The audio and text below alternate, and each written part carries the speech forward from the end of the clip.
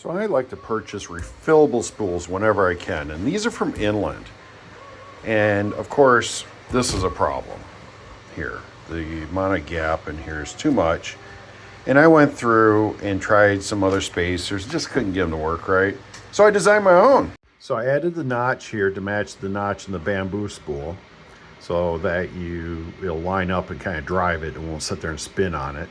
Added leads on both sides to help the spool blank go on and off. Same thing on the inside to help it go on and off the plastic spool. They're done. So let me show you how this works. So we have our key here, and all the Bambu refills have that key. So we line it up. And this is still a little warm, so it's going a little tougher than it should. Once it cools down, it'll be a little easier. It's expanded because it's warm. And then I even put what it is on the outside so we don't have to remember. Put on there like so.